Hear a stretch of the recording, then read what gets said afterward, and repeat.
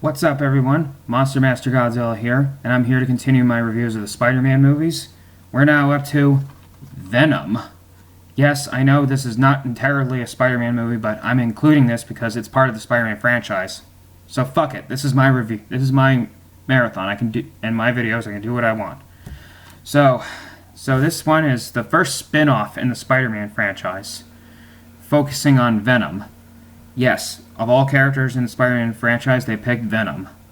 Venom, of course, is one of the most popular Spider-Man characters. He appeared as a villain in the Spider-Man comics, but ends up getting his own. He ends up becoming his own character. He ends up getting his own comic book and became an anti-hero, and got his own comic book.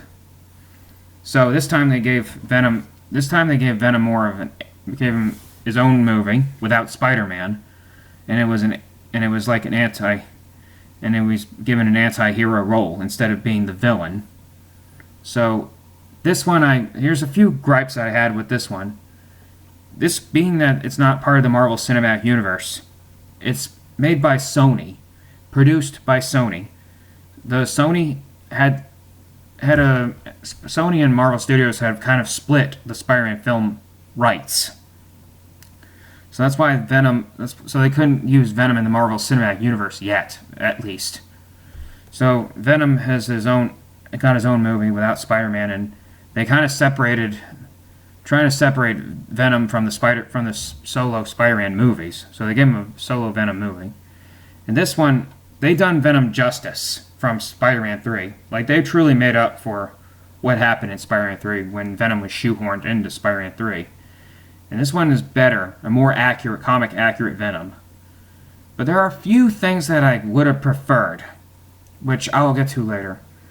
And it started off in the beginning that they got some accuracies in the comic book, where John Jameson crash-landed back on Earth, and there was an alien parasite that came around, which is a symbiote, and it went to San Francisco, which they seem to have rushed ahead to making San Francisco. The San Francisco storyline is where they kind of took it from the Venom Lethal Protector storyline. That's where they kind of based it off of as Lethal Protector. Eddie Brock is his own man working on reports and stuff. And Eddie Brock is played by Tom Hardy rather than Topher Grace. And fun fact, originally, after Spider-Man 3, they were going to have Venom have a solo movie and have Carnage as the villain. And then years later, they waited to the right time and released it in 2018 after the success of Spider-Man Homecoming. And so, when they introduced Venom into the storyline, he ends up losing a job as the reporter, living in an apartment, and then his ex-wife Anne Wang ends up leaving him, and Anne Wang is his ex-wife from the comics. So then after Anne ends up leaving Eddie, he ends up feeling like he's fallen apart. The only thing they left out is that Eddie was supposed to go to church and for forgiveness after he lost his job and his wife. And so that's the thing about Eddie Brock is that, and also the black suit, the symbiote suit, was supposed to be on Spider-Man first, and then landed on Eddie Brock. But this time they just made it seem like they just left out Spider-Man and have Eddie got the black suit without Spider-Man wearing it, which I find it a bit of a cop-out. Yes, in the Marvel Ultimate Universe, Eddie Brock got the black suit without Spider-Man wearing it. So, and Venom, when they got Venom to look more like the comic book, he ends up looking like the way he did in the comic book without the white spider in his chest. Yeah, that's one thing I would have preferred Venom, is to look the way he did in his own solo movie without the white spider, with the white spider in his chest. And this is what he looked like right here, right next to where Riot is. Right there. Yeah, there he is, right there. And Tom Hardy did the voice of Venom, of course. And he had He had moments where it's very funny too, as Venom. And he had and instead of Carnage, I was expecting Carnage to be the main villain of the film, but they were teasing him. They ended up saving him for the sequel, which we will talk about later. And they introduced the villain, and the villain of this film was Riot, which Riot looks like this guy right here, which is another symbiote during the Lethal Protector storyline, who's the main villain of the film. And when Eddie Brock and Venom ends up going their separate ways and got separated, he ended up going on Anne Wang, and they kind of introduced She-Venom, which I thought that was they kind of rushed ahead. And so they end up, in the first time for Spider-Man, in the Spider-Man franchise, the first time they dropped the F-bomb, where Eddie ends up saying to Venom, fuck it, let's save the world. Yeah, that's the first time that an F-bomb was seen in the Spider-Man franchise. Was heard in the Spider-Man franchise. That's the first time an F-bomb was heard in the Spider-Man franchise. So, just once, and it was a PG-13 film. And being that it's Venom, should have been rated R.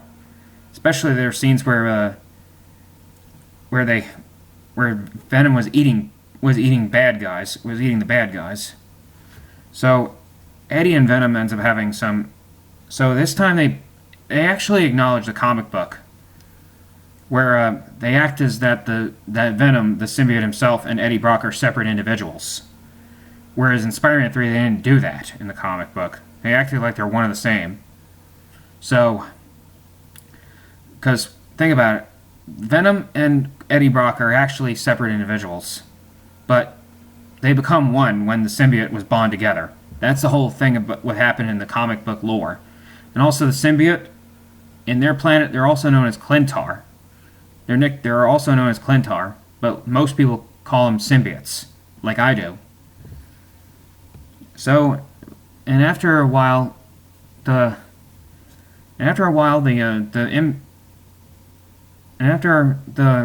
Riot is defeated, the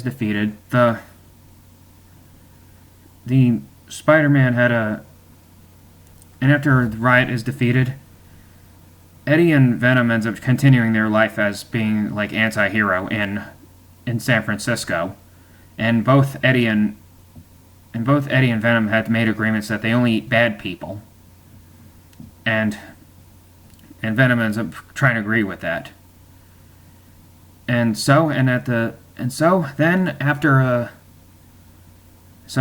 they ended it, the credits roll with had rolled over with the credits roll, and they ended up using the like Eminem's tracks. And then after that, the post-credit scenes. There are two post-credit scenes. One, they introduced Carnage into the post-credit scenes, and it was Cletus Cassidy, played by Woody Harrelson. And my God, Woody Harrelson does an amazing job playing Cletus Cassidy. But they end up saving Carnage for the sequel, which I thought that was the best thing they could have done. I was expecting Carnage to be the main villain in this one, but teasing him for the sequel was even amazing, which is kind of like what The Dark Knight did with the Joker, or Godzilla King of the Monsters with King Ghidorah. And also the second post-credit scene shows a trailer for Spider-Man Into the Spider-Verse, which is the first animated Spider-Man movie in the franchise. Spider-Man movie in the franchise.